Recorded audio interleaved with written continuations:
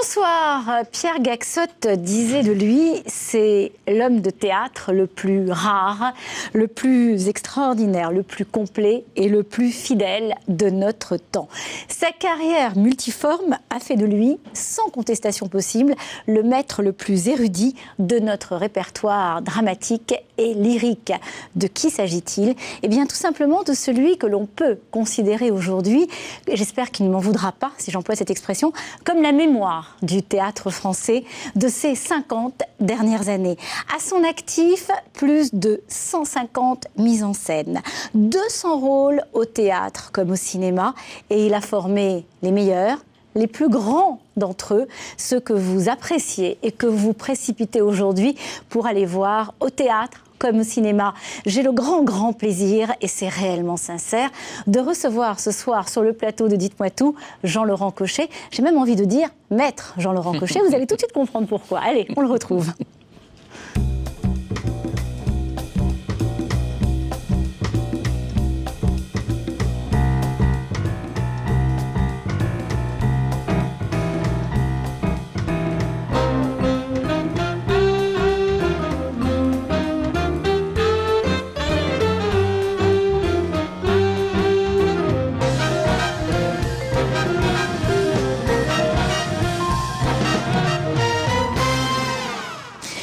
Jean-Laurent Cochet, comment vos élèves vous appellent-ils ? Maître ? Oh oui, ça arrive, il y en a, ils le font avec beaucoup de tendresse.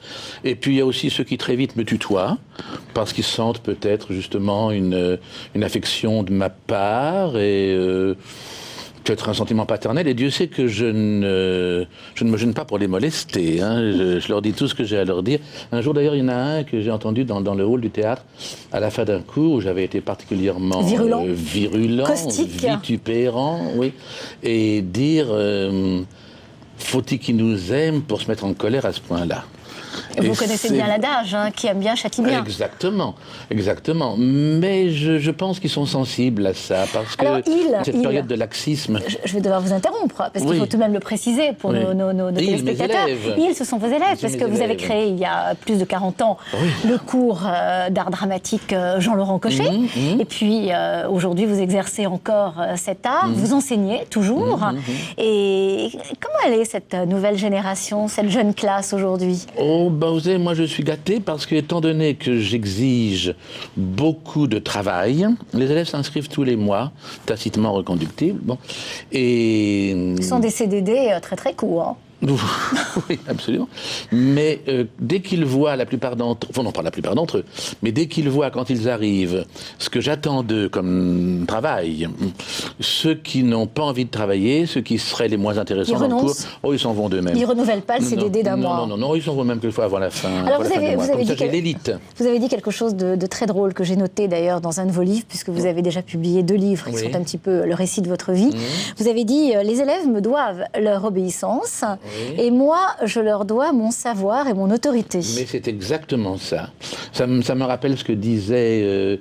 ce que me rappelait Paul Gut à propos d'une phrase du grand philosophe Alain, qui était un grand professeur, et qui disait, avec beaucoup de gentillesse, lui aussi, il y a dans cette salle des gens qui ne savent pas, moi je sais, donc ceux qui ne savent pas, s'ils veulent savoir, doivent m'écouter. Tout simplement. C'est tout simplement. On a l'impression que c'est très simple d'ailleurs, quand on vous lit, quand on assiste à vos cours. C'est très simple, parce que c'est une question de fidélité à soi-même. On sait ce qu'on choisit, on sait pourquoi on est là, on sait ce qu'on veut, on éprouve qu'on apprend des choses, qu'on s'épanouit auprès de ce travail, à travers les auteurs classiques, à travers toute la technique que ça nécessite.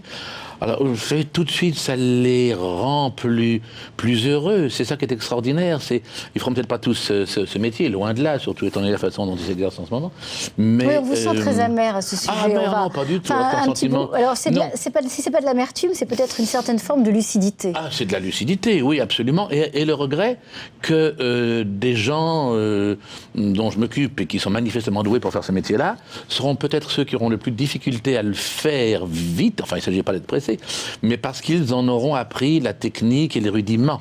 Ça fait pas très bien maintenant, vous savez, de savoir le métier qu'on prétend exercer. Est-ce que l'impatience n'est pas ce qui caractérise la jeune classe d'aujourd'hui? Oh, pas chez moi, en tout cas. Oh, non. Plus à la Comédie Française, que vous avez bien connue. Ça, je ne sais plus ce qui s'y passe. Bon, c'est plus de mon domaine. Mais quand je l'ai connue, non. Au contraire, c'était aussi une école de la patience. On savait très bien qu'il fallait... On préparait tout un répertoire. On savait très bien qu'il fallait des années avant d'arriver à certains rôles. Et on les apprenait en voyant jouer, en plus, des gens qui étaient exemplaires et magistraux, ce qui n'existe plus. C'est une des grandes choses qui manque à la jeune génération, c'est qu'on puisse lui dire « Va dans tel endroit et tu verras le rôle joué admirablement, tu pourras t'en inspirer ». Ça, sur le plan des classiques, ça n'existe plus, puisqu'on s'emploie à les défigurer. De toute façon, la Comédie Française, c'était une école de la patience, une école qui imposait des sacrifices à l'époque où vous y étiez. Vous y avez fait une escale très brève, 5 ans seulement. Oh non, plus que ça. Oh. Non, plus que ça. La première fois, 5 ans. La première étape, en tous les cas, n'a duré que 5 ans. Plus de 5 ans, je vais vous dire pourquoi. Parce que quand je suis entré au conservatoire, comme j'y suis entré très près, comme disait René Simon, mon professeur, c'est une grande école nationale, donc il faut y entrer prêt à sortir. Et les 3 années qu'on y passait étaient des années de perfectionnement, en quelque sorte, avant d'avoir ces prix. Et pendant ces 3 années, j'ai eu la chance, puisqu'à l'époque, la Comédie Française, il y avait à la fois la salle Richelieu et la salle Luxembourg, donc on avait besoin de beaucoup de comédiens. Et tout de suite, j'ai été engagé comme stagiaire et j'ai joué en tant qu'élève. Vous étiez très jeune, vous aviez 21 ans à peine. J'avais 21 ans, oui, c'est ça. Et j'ai joué à ce moment-là les plus grands rôles du répertoire. Et puis j'ai été engagé 3 ans après pensionnaire, et je suis resté 6 ans. Donc en tout, vous voyez, ça fait quand même 9 ans de carrière de comédien. Mais il y en a qui décident d'y passer leur vie. Qu'est-ce qui vous a, décidé à vouloir voler de vos propres ailes et vous échapper? Non, mais moi, c'était mon rêve. J'ai commencé très tôt à penser à cette maison pour des oui, choses vous aviez anecdotiques. 4 ans d'ailleurs. À 4 ans, ça a commencé à 4 ans. C'est incroyable, c'était ce qu'on appelle une vraie vocation. Oui, moi j'irais même plus loin, c'est une prédestination. C'est comme ça que je l'ai éprouvé après au cours de ma vie, quand je me tournais un petit peu sur mon passé, alors que je ne suis pas du tout passéiste, de me dire, mais en fait, dans cette famille où rien ne m'y prédisposait, oui, comment vous aviez c'est venu, un père etc. qui était un admirable administrateur de biens, lyonnais, grand bourgeois, qui pendant la guerre, qui après la guerre tout de même, a été obligé pour gagner sa vie de faire des tas de petites choses, dont la vente de programmes dans un cabaret. Après la fameuse première guerre, où il s'était conduit en héros, ce que je n'ai appris qu'après sa mort, car il était très discret. Oui, il a fait des tas de petits métiers. C'est la seule chose qui aurait pu, venant de lui, me diriger vers le théâtre. Il adorait l'art lyrique. Peut-être pour ça que j'ai fait des mises en scène après d'art lyrique et que j'ai travaillé le chant. Et puis... Vous avez commencé comme enfant de chœur d'abord. Oui, aussi. C'est ça. C'est déjà du théâtre. Oui. Et puis il avait aussi dans des cabarets de chansonniers, à l'époque où les chansonniers étaient les grands auteurs que nous savons, René Zorin et autres. Alors là, ils vendaient des programmes, ils étaient quand même assez au courant de la vie théâtrale à Paris. Mais je crois que même sans ça, c'est ce qu'il fallait que je devienne. D'ailleurs, vous avez employé un mot qui est admirable, qui est très troublant, parce que ce qui prouve que vous êtes très attentif aux signes. Vous avez dit « le maître de ma destinée ». Ah oui. Comme si vous aviez été, comme vous le dites, effectivement téléguidé et porté vers ce destin d'homme de théâtre. Écoutez, qu'à 4 ans, j'ai pu dire à mes parents dans le petit pavillon de banlieue à Romainville. Bon, ça me prédisposait à je serai comédien et j'entrerai à la Comédie Française. Et ça, c'est des années après, quand j'ai écrit mon premier livre, que donc on se penche sur ce passé, que je me suis souvenu qu'une vieille voisine venait tous les jours raconter à maman ses souvenirs d'abonnés de la Comédie Française. Et c'est comme ça que dès l'âge de 4 ans, j'ai entendu les noms des plus grands sociétaires. Vous pensez que vous avez été conditionné? Ah oui, absolument. Non, plus exactement que ça... Vous savez, révéler quelque chose en vous. C'est-à-dire que reprenais la phrase de Nietzsche, ce qui fera plaisir à Lucchini, et il disait lentement vous devenez ce que vous êtes.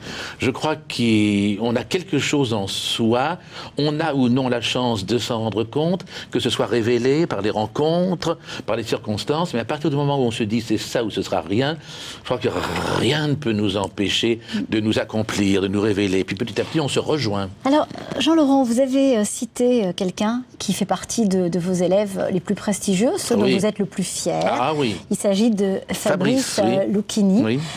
Est-ce que vous savez qu'il a dit de vous, un jour, avec lui, il faut savoir s'imposer et il ne faut pas jouer les mots, il faut les déjouer. Ah ben exactement, il a retenu toutes mes leçons, Fabrice. tout compris.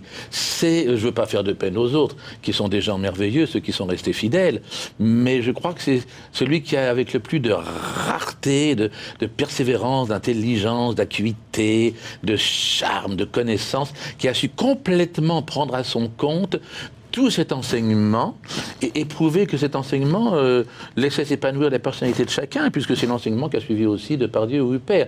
Donc c'est parce qu'ils ont suivi un enseignement aussi rigoureux qu'ils ont pu, au contraire, rester fidèles à leur tempérament. Alors, Lucchini, qu'est-ce que ça vous a fait quand il vous a remis cette année, en 2006, qui a été quand même une belle année pour vous? Ça a été l'année de la Légion d'honneur, mais ça a été aussi l'année où on vous a décerné le prix Ludmilla Tcherina. Qu'est-ce que ça vous a fait quand c'est Fabrice Lucchini en personne qui vous l'a remis, ce prix? Ça m'a beaucoup ému, comme toutes nos relations. On ne s'est en fait jamais quitté. Il est toujours resté d'une fidélité, c'est le grand mot prononcé, hein, la fidélité à lui-même et aux autres. On ne s'est jamais quitté, il m'a toujours tenu, il a continué à venir travailler avec moi très souvent, alors qu'il était déjà très, très connu pour certains spectacles poétiques ou autres. On s'appelle tout le temps, on se voit tout le temps, on se fait toutes nos confidences, on se raconte toutes nos histoires. Et il a toujours été présent dans toutes les circonstances. Ce jour-là, quand on lui a demandé de me remettre le prix, il s'est débrouillé, il était en tournage je ne sais pas où, assez loin et avec beaucoup de contraintes. Il s'est débrouillé pour être là. C'était un devoir pour lui. Il était normal d'être là. Absolument. Il ne vous a jamais déçu dans sa façon d'interpréter les grands textes? Jamais. Jamais. C'est-à-dire que quand il a commencé Les Fables de La Fontaine, c'était une espèce pour lui d'inquiétude, que tout ce qui est archaïque dans le texte ou un peu difficile ne parvienne pas toujours à un public qui n'est plus celui du XVIIe siècle. Bon, alors quelquefois, il grossissait un peu une intention, un mot. Et je lui disais, non, c'est pas la peine, les gens comprendront l'inflexion, comprendront l'ensemble, tu peux gommer ça, mais ce sont des riens, vous voyez, ce sont des choses qu'on se dit à soi-même quand on joue. Et il a toujours été d'une qualité d'écoute, d'une réceptivité. Quelle est sa qualité première? Je vous dis la fidélité. Et dans l'exercice de son métier? C'est Moravia qui a dit cette phrase extraordinaire, la fidélité, c'est la virilité. Je ne sais pas s'il y a beaucoup d'hommes qui comprendront ça. Bon. Et j'espère aussi. Et dans son métier, vous voulez dire? Oui. Ça avant tout, parce qu'il a toutes les autres qualités, c'est l'intelligence. Mais l'intelligence, pas du tout ce qu'on croit être ici. L'intelligence du cœur? Oh, l'intelligence même de beaucoup plus bas, l'intelligence de la respiration humaine. Vous savez, on respire, ça c'est toute notre technique, dans ce qu'on appelle la sangle abdominale, comme les Japonais, les Allemands aussi le font très bien. C'est la respiration à 3 niveaux, la respiration basse. Et c'est là, en fait, respirer, ça veut dire qu'on a pensé. La pensée est ici, dans la zone vitale, et parce qu'on a envie de la confier à l'autre, on respire ici. Donc quand on veut confier quelque chose à quelqu'un, on a l'intelligence de ce sentiment et de cette image aussi. Volonté, imagination, et l'intelligence globale d'un individu, c'est ici. Là, quand ça arrive là, c'est l'analyse qui surveille. Il le faut aussi pour le comédien. Hein.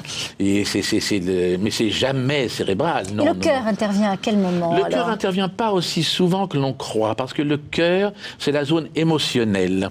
Et si on est trop ému par un personnage qu'on joue, on n'est pas forcément à ce moment-là fidèle à son sentiment. Vous savez, je prends, excusez-moi, l'exemple d'une immense chanteuse qui était l'équivalent de Schwarzkopf, même un peu supérieure de temps en temps, c'est Teresa Stich-Randall, qui vit toujours, que j'avais dirigée dans Les Noces de Figaro, entre autres, au Festival d'Aix.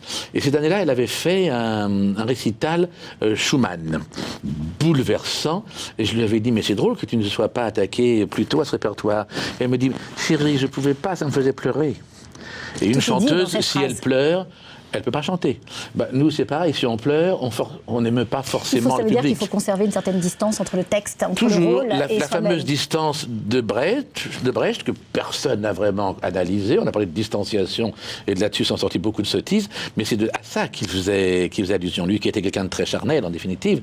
Et oui, cette distance, il faut être la langue française est sublime, le mot fléau, qui peut être une chose aussi affreuse, le fléau d'une balance. Il faut, si vous me permettez, c'est une citation, d'ailleurs le cher Théard de Chardin n'avait pas fait pour les comédiens, mais je trouve que c'est tellement notre travail. Il a dit un jour, ne pas faire les choses, mais faire en sorte que les choses se fassent. Ne pas faire les choses, c'est-à-dire ne pas être acteur, ne pas dire regardez comme je joue, regardez comme je fais ça, comme je suis bien, exhibitionniste et satisfaction personnelle. Il faut s'effacer derrière ce personnage qu'on représente comme si c'était spontané. Il n'y a rien de plus difficile à mettre sur pied. Donc comme si on ne le faisait pas exprès. Suprême. C'est l'art suprême. C'est pour ça que je fais une grande différence entre l'acteur. Il y a de très bons acteurs, mais qui ne sont jamais des comédiens. On oublie, et c'est pas une question de physique ou autre, parce que les très grands comédiens de notre siècle, ça a été Harry Bor, ça a été Michel Simon, des gens qui avaient des gueules très extraordinaires, ça aurait pu les limiter, mais pas du tout par l'intelligence, par l'âme et par la possession technique. Ils se renouvelaient dans tous les rôles qu'ils jouaient. C'est une question, je vous le répète, d'imagination. Et là, c'est déjà une forme de sympathie au sens premier, au sens des Grecs, prendre la place de l'autre sans cesser d'être à la sienne. Ce sont quelques-unes des ficelles, ce sont quelques-unes des choses de votre méthode on n'a pas le droit que vous communiquez justement à vos élèves. Alors, comme cette émission va être pleine de surprises, j'espère très agréable pour vous, nous sommes allés à votre insu, vous filmez dans votre cours, le fameux cours public du lundi soir, qui a lieu au Théâtre de la Pépinière Opéra. Et regardez, vous allez certainement vous découvrir dans... J'espère. Allez, regardons ensemble. Moi aussi.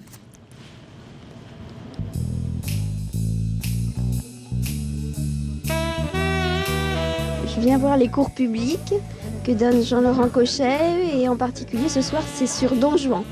Donc c'est la première séance où il nous présente la pièce. Il faut que je lui sois fidèle, en dépit que j'en ai la crainte. En moi fait l'office du zèle. Un comédien, un acteur. Une personne qui interprète un rôle plutôt pour le théâtre, je dirais. Une poursuite, vous êtes poursuivi pendant toute la pièce, il dépasse.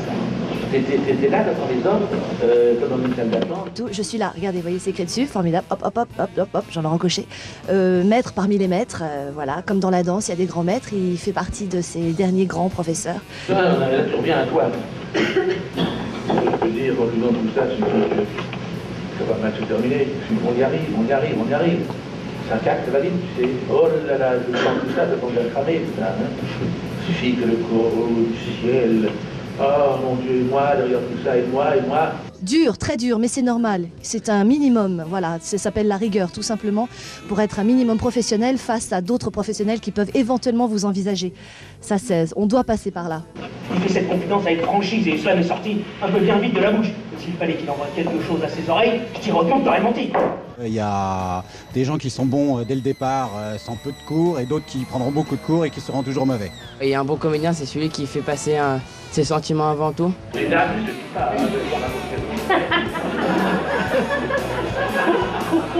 Une dame sur cette notre jour, belle d'ailleurs, intéressante. Je ne sais pas comment elle arrive à pas passer la gueule. Pour faire encore plus féminin, je suppose, elle marchait en croisant les jambes. Je ne sais pas comment elle arrivait, elle faisait des Quel homme peut parler là? Bien. Il a bien l'air, ça me semble, du bon Guzman de la Melvire. Ça nous permet ensuite de pouvoir aborder tous les rôles, tous les répertoires, en vraiment pensant simplement à ce qu'on fait, pourquoi on dit quelque chose et pas simplement comment. On monte la pièce, plus on a d'idées pour aider la pièce, plus il faut s'effacer la pièce. Je ne suis pas seulement là qu'au cours public, je suis là également aussi tous les jours pour écouter le maître qui est fabuleux. Il faut venir l'écouter déjà un cours public pour se rendre compte du travail et de la beauté, de la magie du théâtre.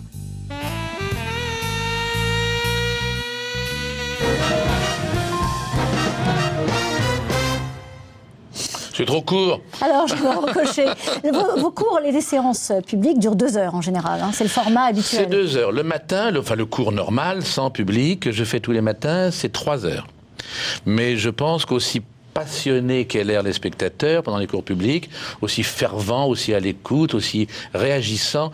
Je pense que 3 heures sur des textes quelquefois exigeants, ça serait un petit peu trop long. Certains me disent non, pas du tout, on resterait 4 heures, mais enfin 2 heures c'est déjà bien. Alors certains disent à propos de vos cours que c'est un merveilleux voyage initiatique. Excusez-moi de vous couper. Je vous en prie. Il y a eu, j'ai reconnu beaucoup de mes élèves bien sûr, et qui ont été très charmants, et puis se sont glissés 1 ou 2 autres personnages peut-être très gentils. J'avais une amie qui disait chez eux, aux heures des repas, quand ils en prennent, et qui ont dit 2-3 bêtises, je vous signale tout de suite, ce ne sont pas mes élèves. Par exemple, alors Bon, je sais pas, d'abord le sentiment, s'effacer derrière je ne sais quoi. Ça, c'est des propos qu'on pu surtout dire. Il y a ceux qui sont bons tout de suite, ceux qui sont mauvais, même après 3 ans.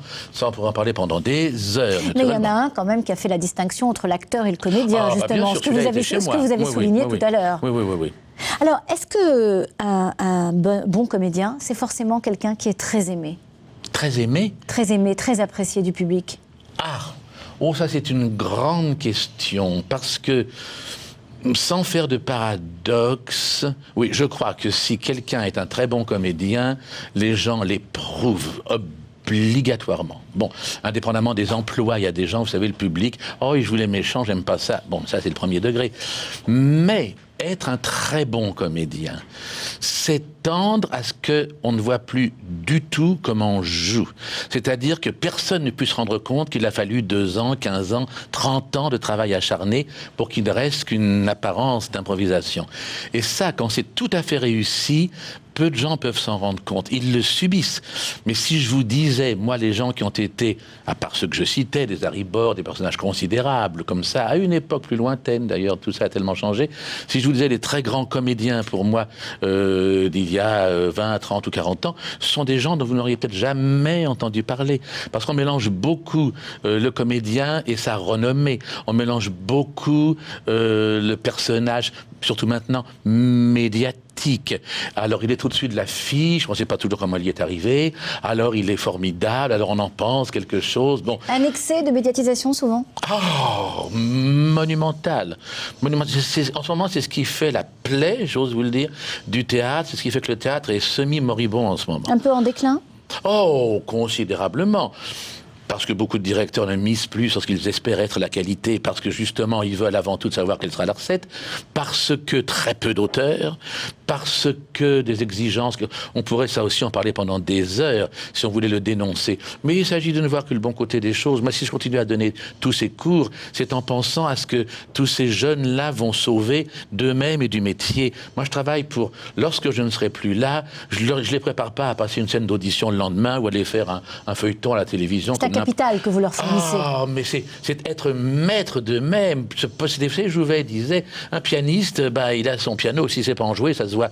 Le comédien, c'est beaucoup plus subtil. Il est à la fois l'instrument et l'instrumentiste. D'ailleurs, vous dites qu'il faut un parfait accord entre l'instrument et l'instrumentiste, et qu'il faut jouer la comédie comme on vit sa propre vie. Exactement. Je rejoins là ce que vous êtes à l'heure. Une question de volonté, de permanence, de fidélité, avant d'en arriver aux œuvres. Puisqu'en plus, quand on arrive, je parle des grands textes, classiques ou contemporains. Monterland est contemporain et c'est un grand classique. Bon, quand on en arrive à jouer l'œuvre, il faut qu'on ait tout oublié. Parce que c'est souvent les musiciens qui ont dit les plus belles choses. Un grand pianiste, Yves Nat, disait « Il faut oublier sa technique, mais non pas l'ignorer. » Et si on a travaillé abondamment sa technique, ça aussi Fabrice l'a très bien compris, Lucchini, cette technique est déjà un résultat, c'est déjà l'exécution d'un personnage avant d'en arriver à ce que j'appelle l'oubli, moi, l'interprétation. C'est-à-dire être tellement maître de cet instrument respiratoire, instrument articulatoire et instrument de la pensée, de l'imagination, qu'après, quand on entre en scène, on entre de la pièce à côté, dans le lieu où ça se passe, et il faut simplement savoir projeter les choses pour que le public entende. Mais ça aussi, c'est notre technique. En fait, ce que vous décrivez, c'est un vrai métier, ça n'est pas simplement un art. Mais vous me faites plaisir de le souligner. Ça ne peut devenir un art, ça n'est un art pour le comédien qui n'est pas un créateur, que s'il possède parfaitement son métier. Je dirais même que contrairement à ce que pensent certains, oui, ça s'apprend sur le tas, etc., puis on sent, puis bon, c'est une science exacte. Alors, il y en a un qui vous connaît bien, parce que je sais combien vous aimez le mot fidélité, combien vous êtes attaché à cette notion de fidélité dans le temps, fidélité dans les sentiments, fidélité en amitié. Nous sommes allés rendre visite à un de vos amis les plus chers, qui vous a connu il y a 50 ans, au moment de la Comédie Française. Oh, je crois savoir Je crois que vous avez deviné. Je crois. On le retrouve tout de suite, on le découvre, il est près d'une volière, dans un magnifique appartement musée. C'est Henri. C'est Henri Tizot. Eh bien, Jean-Laurent, je suis ravi de te parler quand on pense qu'on se connaît depuis 50 ans. La vie est passée, c'est comme si je n'avais pas vécu. C'est la phrase de First dans La Cerisée, la dernière phrase de la pièce que je trouve extraordinaire. Et pourtant, il s'en est passé des choses. Alors, on s'est connus au cours Simon, après on a été au conservatoire ensemble, tu as travaillé avec Dussade, comme moi, on avait rapport avec Henri Roland, René Simon, etc., tous ces professeurs, Lionel, on est obligé de prendre leur voix pour être dans leur voix. On est bien obligé de prendre leur voix X pour célèbres dans leur voix, eux. Et puis après, ça a été la Comédie Française. Quand je pense que je t'ai donné la réplique pour ta scène de concours qui t'a fait rentrer à la Comédie Française. Après, moi, j'en suis sorti. Toi, tu es resté plus longtemps. Et puis, je t'ai fait faire ta première mise en scène, qui est Chant en poche de Feydeau, parce que j'étais dans la gloire de mes imitations de De Gaulle. J'avais donc un certain pouvoir à l'époque. Et puis, on s'est toujours connus, toujours fréquentés. Et jusqu'à la mort de ma mère il y a 4 mois, où tu as été omniprésent, où tu me tenais la main dans la main. Et pourquoi on s'aime tellement? Eh bien, je crois que c'est parce qu'on est des frères jumeaux. Seulement, il y a une différence entre ces frères jumeaux que nous sommes, c'est que toi, tu es beaucoup plus intelligent que moi. Et que moi, j'ai une intelligence extraordinaire, c'est-à-dire de toujours reconnaître qui est plus intelligent que moi. Alors, quand je vois quelqu'un de plus intelligent que moi, hop, je ferme ma gueule et je suis. D'ailleurs, avec toi, il faut fermer sa gueule. Hein. Et c'est comme ça que tu as suivi ton rail, tu as balayé quand tu étais professeur au conservatoire, tu as dit non, la direction, elle est là, allez vous faire foutre. Tous ceux qui sont allés se faire foutre sont morts. Bon, ne les citons pas. La Comédie Française, tu as balayé aussi. C'est d'ailleurs plus la Comédie Française, c'est la Comédie Polonaise ou je ne sais quoi pas. Bon, et tu donnes ton cours maintenant magistral où les gens se bousculent et tout d'un coup on est un petit reste dans ce pays délocalisé dont les usines sont délocalisées mais avec la souffrance des ouvriers. Tout est délocalisé, la religion, la culture, la langue. Quand on pense qu'il y a des gens qui disent aujourd'hui le listing au lieu de liste, qui est beaucoup plus simple. Mais pourquoi faire simple quand on peut faire compliqué? Enfin bref. Donc on sait. Et c'est ce qui nous maintient debout. Et qui sommes-nous? Alors ça, je te le demande. J'ai une question à te poser. Il y a une phrase d'Aragon qui m'a été donnée il y a peu de jours. Quel est celui qu'on prend pour moi? Alors, je te pose la question. Moi, je sais qui tu es, ô combien, et je t'embrasse de tout mon cœur, tu le sais. Mais quel est celui qu'on prend pour moi, Jean-Laurent?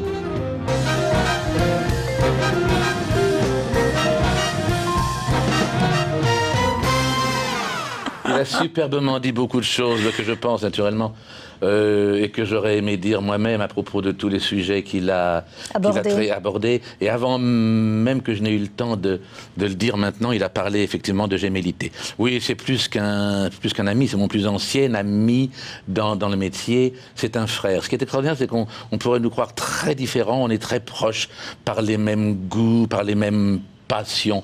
Quant à cette phrase d'Aragon, c'est difficile. Je crois que c'est pas celui à qui on la pose qui peut répondre. Justement, quel est celui qu'on prend pour moi? Moi, je sais que très souvent, j'ai entendu des réflexions qu'on m'a rapportées de choses dites sur moi que je considérais comme fausses. Et après, des amis me disaient oui, effectivement, c'est tout à fait le contraire. Alors, selon qui pense quelque chose de l'autre?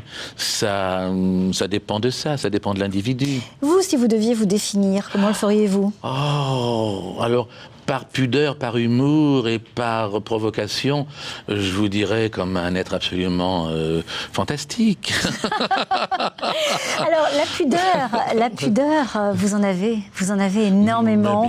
Et infiniment de pudeur quand vous racontez une très belle histoire liée à un homme que vous avez profondément aimé, qui s'appelait Laurent. Et cette histoire d'amour, vous la racontez dans Faisons encore un rêve, le deuxième livre que vous avez écrit en 2004. Oui, c'était difficile parce que j'avais déjà écrit un livre sur toute ma carrière jusqu'à une certaine date.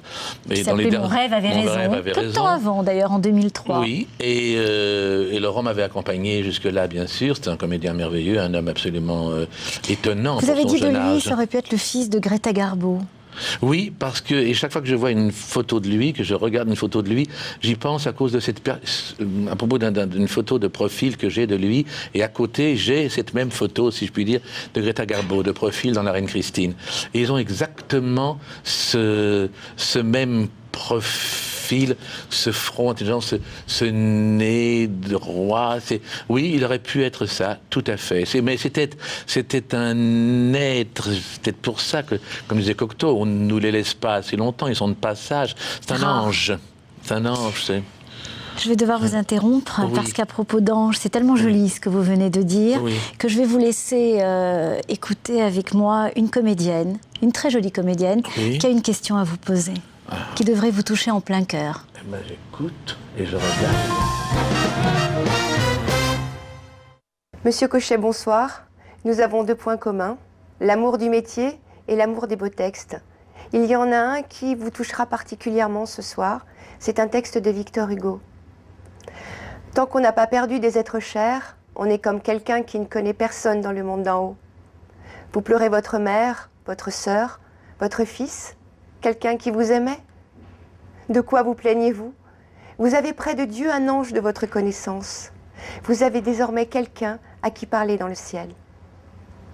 Monsieur Cochet, croyez-vous que nous, comédiens, soyons connectés avec les anges? Si, j'y crois, mais je ne crois qu'à ça. C'est très beau cet échange, bien qu'elle n'ait pas été présente. Mais si, c'est de la présence aussi. Et alors, je ne sais pas si vous l'avez choisi ensemble ou si vous savez des choses de ma vie qu'on vous a révélées. Mais c'est une phrase que je citais justement il y a très peu de temps à Henri, quand il a perdu sa délicieuse maman. Mais je crois à ça, mais de toutes mes forces. C'est une phrase de Victor Hugo. C'est dans un livre qui s'appelle Postscriptum de ma vie, où il n'a écrit que des choses sublimes de cet ordre-là. Et pour moi, c'est une réalité. Pour moi, vous voyez, on est visité par des personnages comme ça, et puis il faut les rendre quelquefois plutôt qu'on ne voudrait. Je pense que cette vie est un passage, comme disait Montaigne. Je pense que ce qu'on appelle notre naissance, est peut-être la mort à quelque chose, un certain univers dont on s'arrache en poussant un cri, et puis ce passage est là pour qu'on marque sur Terre, notre pensée, fait, action. Et pour moi, la vraie naissance, et pas seulement la renaissance, c'est quand on va retrouver la maison du Père. Mais ça, j'en suis persuadé dans toutes mes fibres, par tout ce que j'ai vécu, à travers tous ceux que j'ai connus et qui possédaient cette foi-là, et tout ce que je peux lire encore dans des Dormesson, des gens merveilleux comme ça. Oui, mais j'y crois, mais de toutes mes forces, sans pouvoir vous dire, ah oui, le bon Dieu, c'est comme ça. Mais les anges, ça... Oui, les anges, ça oui, on a chacun son ange gardien, et moi, il n'y a pas une seconde, plutôt il n'y a pas un jour de ma vie où je ne pense le matin et le soir à mes anges, où je leur rends grâce. Mais bien sûr, c'est ça nos proches. Je vous écoute, je suis fascinée, je suis subjuguée, parce que je ressens cette proximité entre vous et moi ce soir comme un immense privilège. J'ai tant de fois entendu des jeunes comédiens ou des aspirants comédiens, ou ceux qui ne seront jamais comédiens, mais qui en rêvent toute leur vie, dire Jean-Laurent Cochet, vous êtes un mythe pour eux, ils rêveraient tous de participer à votre cours, d'être votre élève. Et ce soir, je dois vous le dire, moi j'ai l'impression de vivre un rêve éveillé, parce que j'adhère aussi totalement. En cours. Mais avec plaisir, Allez, on va essayer de rompre un petit peu la gravité de l'instant. Je vais essayer d'être un petit peu plus légère et de vous demander de piocher une enveloppe. Oh bah la première. Allez, la première. Ça va être une interview surprise. C'est moi qui ouvre? C'est vous qui ouvrez, Jean-Laurent. Alors... Interview des 400 coups. Vous êtes d'accord pour répondre avec votre fougue, votre passion? C'est-à-dire, c'est quoi la question? Vous pouvez vous laisser aller. Je vais vous poser une série de questions. Ah, très bien. Voilà. Très bien. Si je vous dis coup de cœur, à quoi pensez-vous, Jean-Laurent Cochet? Ah, coup de cœur. J'en ai eu tellement. Oh, mon Dieu, Mozart. Bah tiens, on peut commencer par lui. C'est un de vos coups de cœur, d'ailleurs. Oui, absolument. Mais et ça n'est pas qu'un coup de cœur, d'ailleurs, Mozart. Non, mais que ce soit justement dans la musique, puisque j'ai eu la chance très jeune que mes parents aient voulu me faire travailler le piano, ça aurait pu ne rien donner, puis ça a si bien donné que j'en ai fait pendant 17 ans, et qu'on a beaucoup hésité à me faire devenir concertiste, mais non, c'était le théâtre.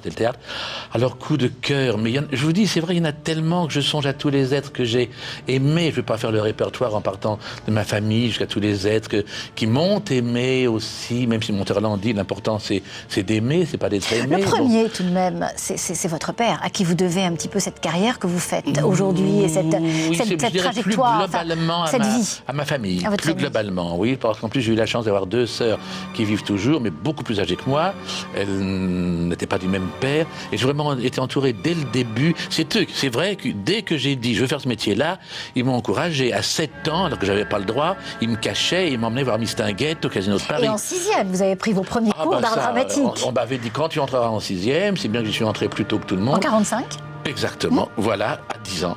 Et j'ai pris mes premiers cours d'art dramatique. Alors les coups de cœur, je les ai eus pour chacun de mes professeurs. C'est Madame Le Marchand, et puis Julien Berthaud, et puis Maurice Escande, et puis Madame Dussan, et Henri Roland, et Jean Meyer.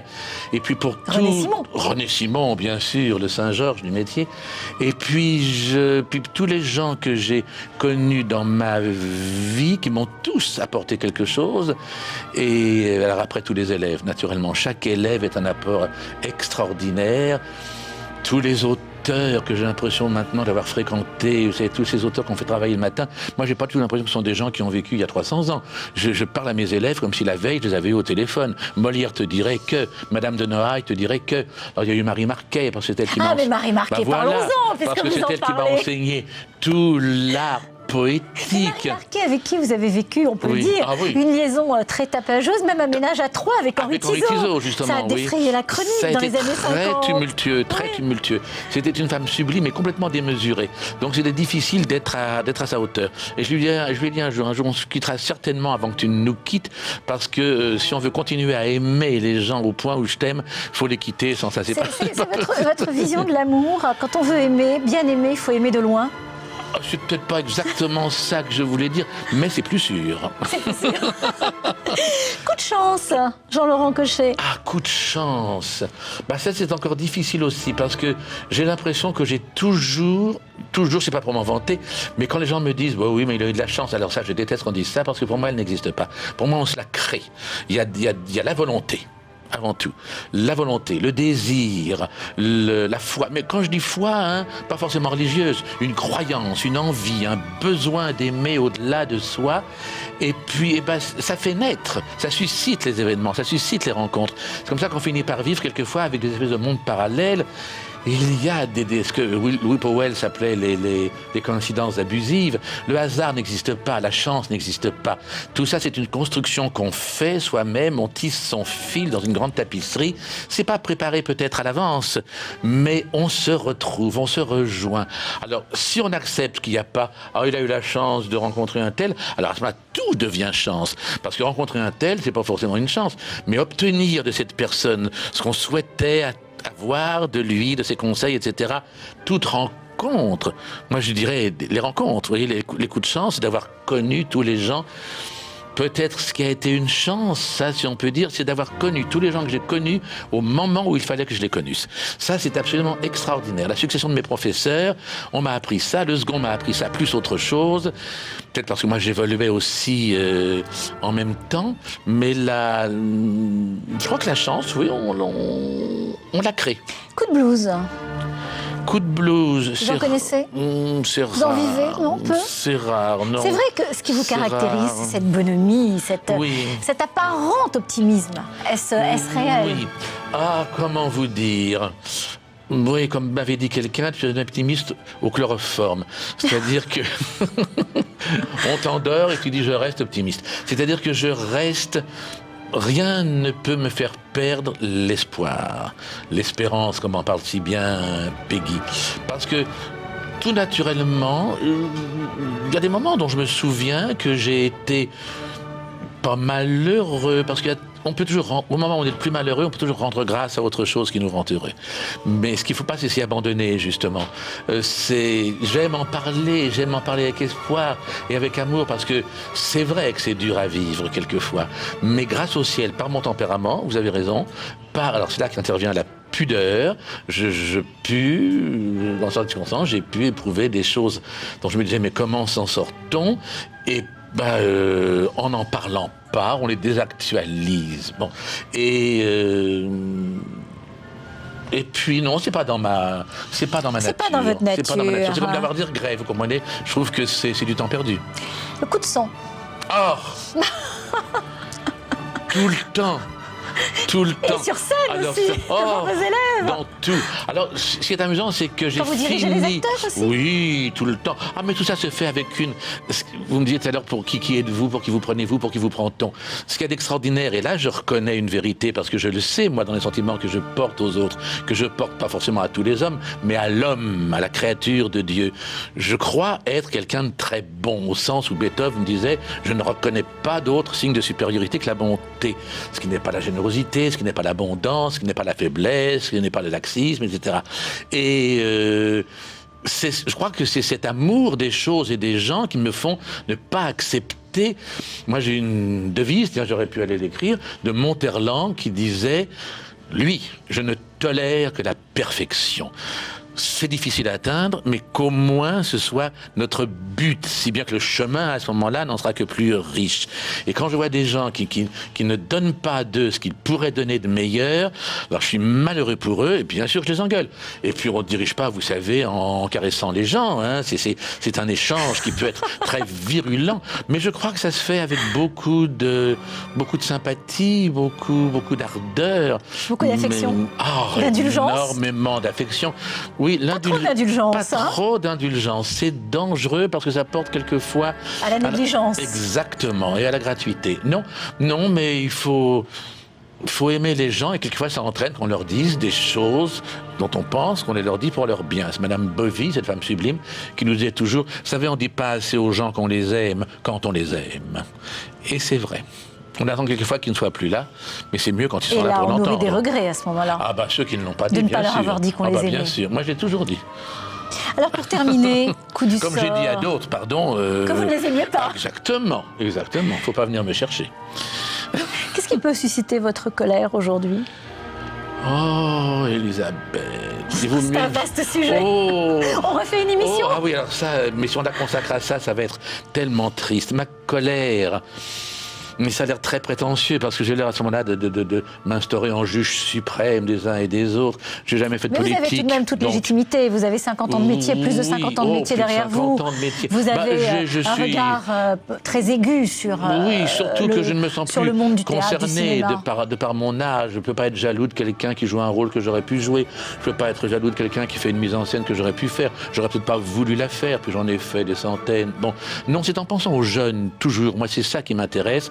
Le monde dans lequel ils sont entrés, et je me dis, ils vont avoir affronté ce métier. A toujours été aléatoire, toujours aventureux. Ça a toujours été un métier difficile. Toujours difficile, et c'est pour ça qu'il était passionnant. Parce que maintenant, il n'y a même plus les risques. Maintenant, vous êtes prisonnier des réseaux. Pardon de vous interrompre, certains étaient si heureux d'avoir le privilège d'intégrer la Comédie Française. Ah, mais bien parce sûr. qu'il y avait une certaine sécurité de l'emploi. Mais à une époque, on n'y pensait même pas. On ne pensait pas à ça. Oh, vous savez, quand je pense maintenant que des gens... C'était le prestige de la maison de Molière. Quand je pense que des gens sacrifient certains rôles en faisant le calcul, en disant non, je toucherai plus aux ascédiques, ça n'existait pas.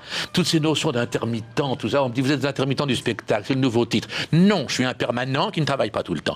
Mais tout le reste ne veut rien dire. C'est politique, c'est syndical, tout ce qu'on veut. C'est la destruction de l'honneur de l'artiste et tout ce qui se passe, je vous dis, à travers ces réseaux, à travers ces soutiens, qu'on travaille avec ceux qu'on aime, d'accord, mais s'ils ont le talent d'exercer le métier qu'ils prétendent être le leur. Et c'est ça qui me terrifie en ce moment, c'est cette confusion des valeurs. J'ai appris que le dernier film que voulait tourner Tati, ce génie, s'appelait Confusion au pluriel. J'aurais bien aimé voir son film. Pour terminer, allez, une dernière question. Oui. Coup du sort. Je pense Faut que déjà là... terminer ? Non, pas pour terminer l'émission. On ne va pas se quitter tout de suite, rassurez-vous. On est trop bien. Absolument. C'est vrai, merci. Coup du sort, ça évoque quoi pour vous ? Coup du des sort. Choses gaies ou des choses tristes ? Vous savez, c'est rare. Alors, moi qui ai une mémoire éléphantesque, paraît-il, c'est tout juste si je me souviens des choses tristes. Quelquefois, on me dit, mais tu te souviens pas de... Mais je dis, mais c'est vrai qu'il s'était passé ça. Je ne me souviens que des choses heureuses. Vous avez une mémoire sélective ? Ah oui, très, très naturellement, je ne retiens que les choses lumineuses, que les choses tendres, que les choses drôles. Ça, le oui, départ de Philippe Noiret, qui nous a quittés il y a quelques jours, oui. qui a été inhumé hier, Oui. dont la mémoire a été saluée, le talent a été salué par toute la classe politique, par le public. C'est quelque chose de triste dans le cinéma français, dans le monde actuel. Écoutez, je me Comment vous jugiez Philippe Noiret ? J'essaye en général de ne pas juger. Peut-être que ma réponse ne plaira pas à tout le monde, d'autant que j'ai déjà cité cet acteur-là tout à l'heure. Je vous répondrai que j'avais une immense, et je l'ai toujours, passion, admiration pour Harry Bohr. C'est tout ce que je dirais. No comment. No comment. Je vous propose de... Nous allons découvrir, Oui. vous allez redécouvrir des clichés qui vont évoquer beaucoup de choses pour vous. Oui. Ce sont des photos qui racontent un petit peu votre parcours, votre vie. Oui. Et vous avez même le droit de nous les commenter. Ah bon ? D'accord ? Ah bon ? Je regarde là-bas Oui, toujours. vous voulez, vous pouvez regarder là aussi. Oui. Oh, moi tout petit.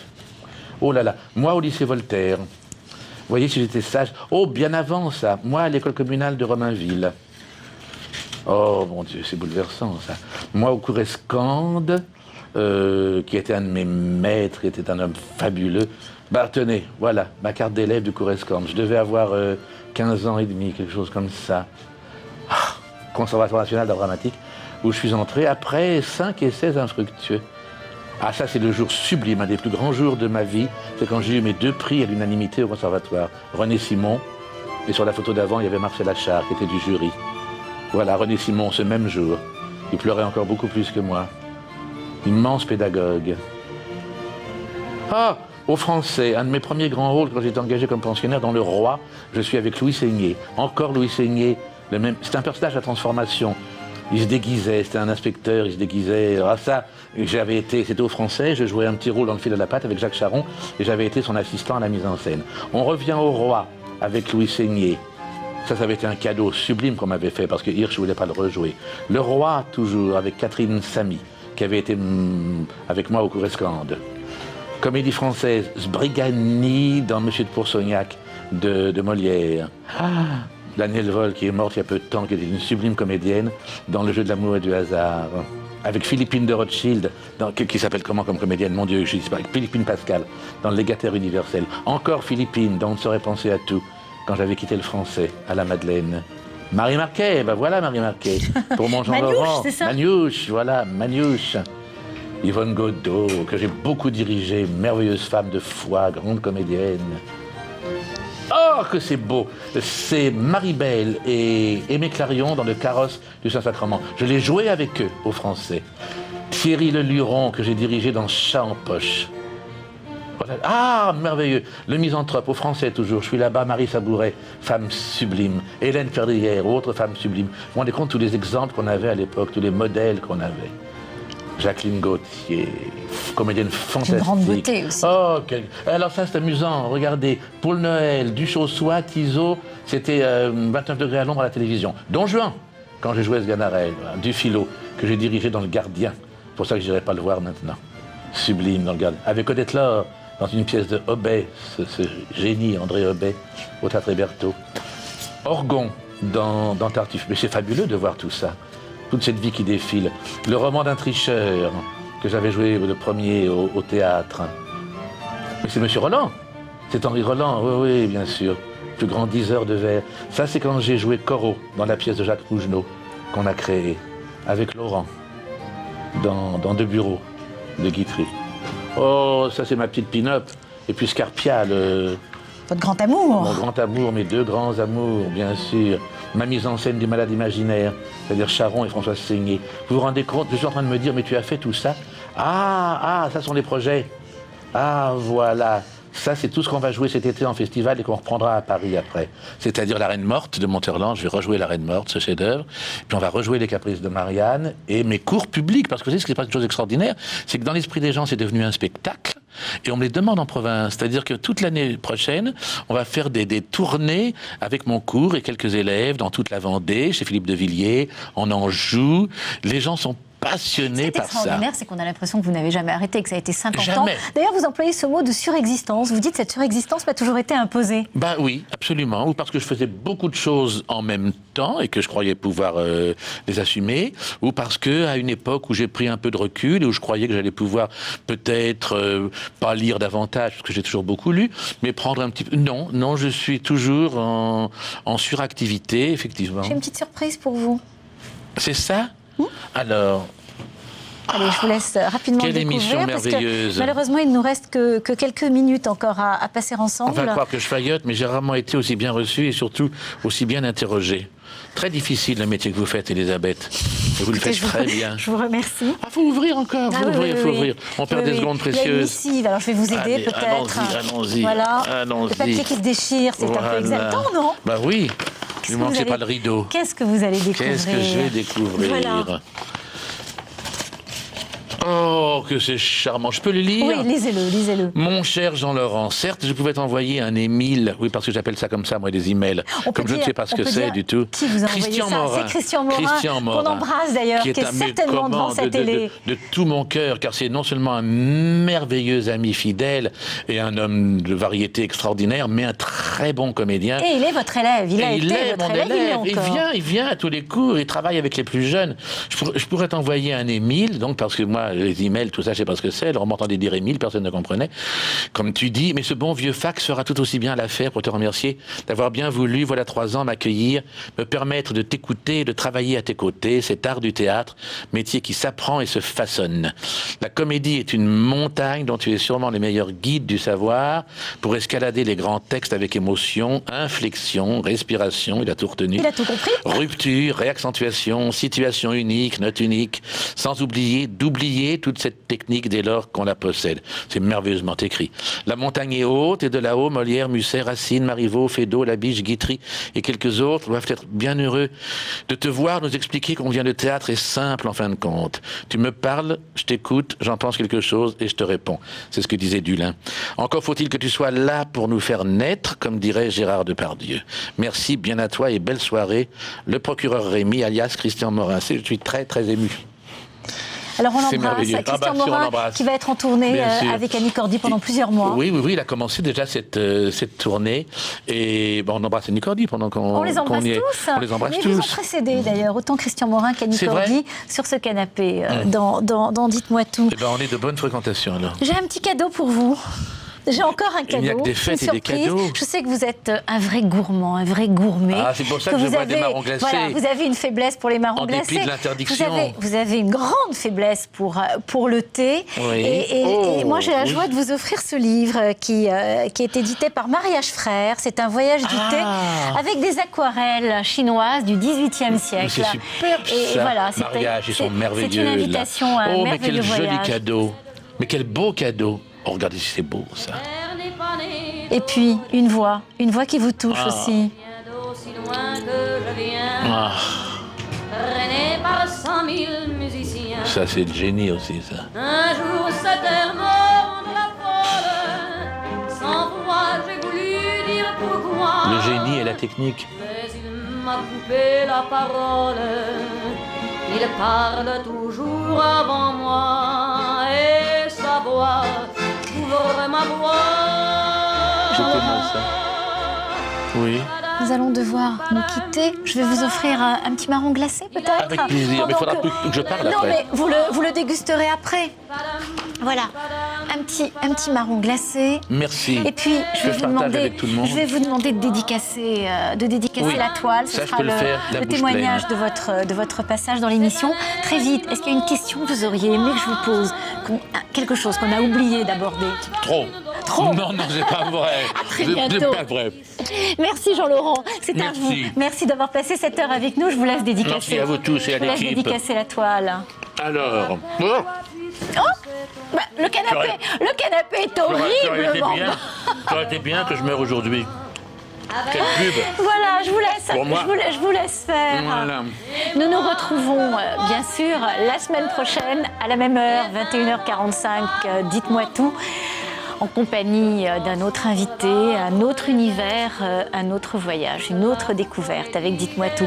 Merci beaucoup Jean-Laurent. C'est sur ces merveilleuses paroles d'Edith Piaf que nous nous quittons. Padam, padam, padam, des je t'aime de 14 juillet. Padam, padam, padam, des toujours qu'on achète au rabais. Padam, padam, padam, des veux-tu en voilà. Merci Jean-Laurent. C'était un moment délicieux. Et partagez. Savoureux. Pour Voilà. Elisabeth, qu'un ami véritable est une douce chose, de La Fontaine. Merci. Voilà. Merci à vous. À bientôt. À bientôt. À la semaine prochaine.